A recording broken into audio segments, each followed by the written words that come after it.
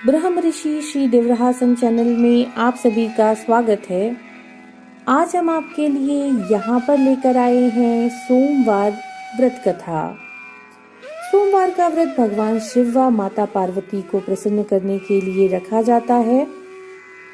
सोमवार का व्रत 3 प्रकार का होता है: प्रति सोमवार व्रत, सौम्य प्रदोष व्रत और 16 सोमवार का व्रत।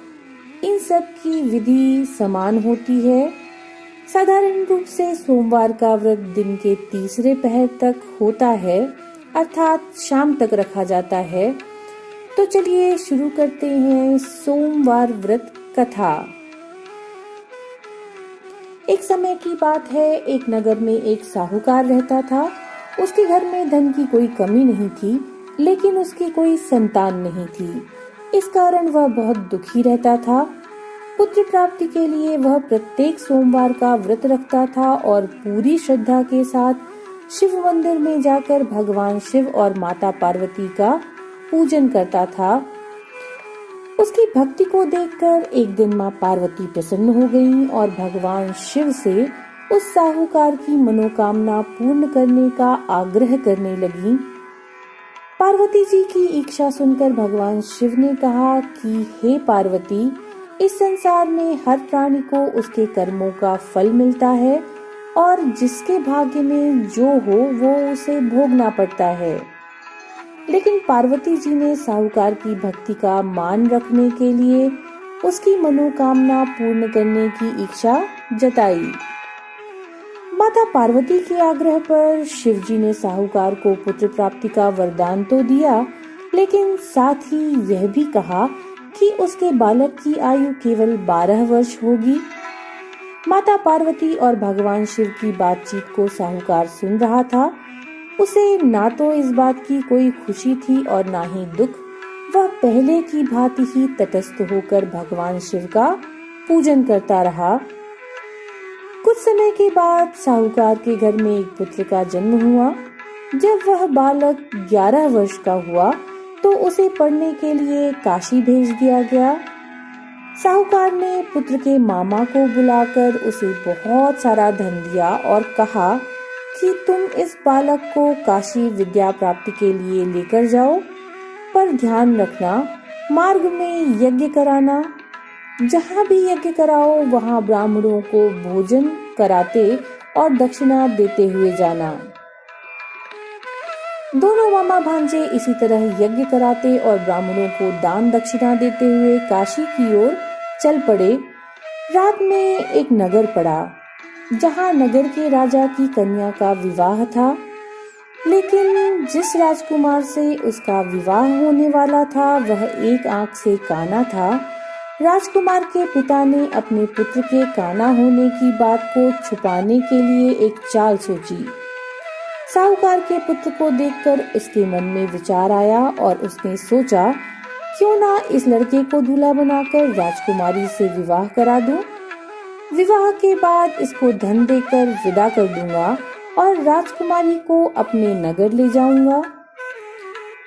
लड़के को दूल्हे के वस्त्र पहनाकर राजकुमारी से विवाह कर दिया गया। लेकिन साहूकार का पुत्र ईमानदार था, उसे यह बात न्याय संगत नहीं लगी।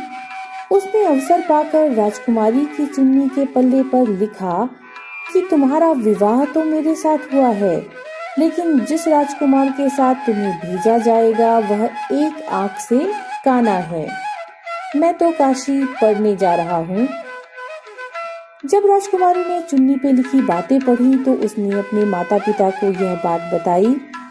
राजा ने अपनी पुत्री को विदा नहीं किया, जिससे बारात वापस चली गई।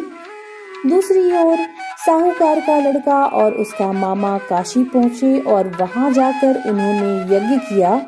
जिस दिन लड़के की आयु 12 साल की हुई उसी दिन यज्ञ रखा गया।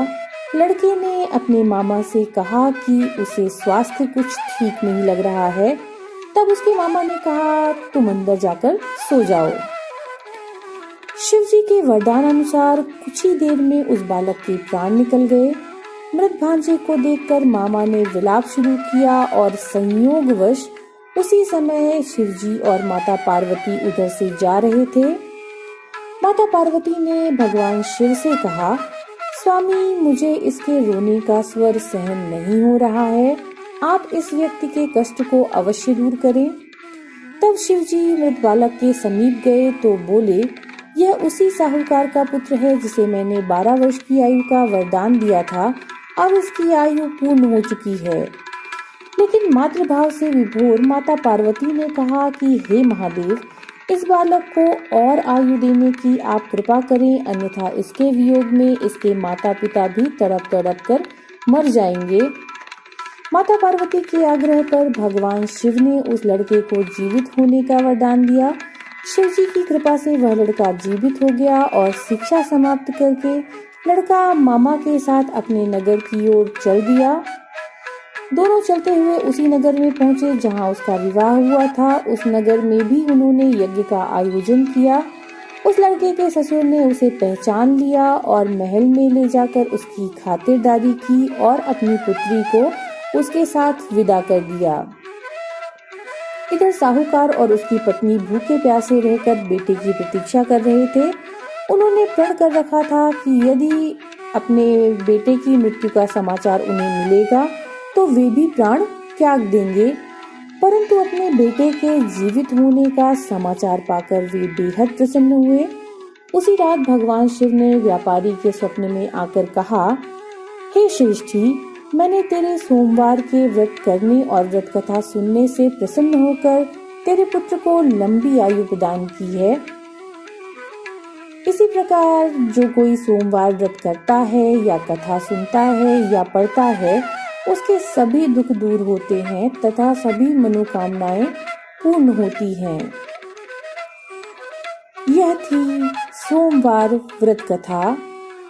नमो नारायण।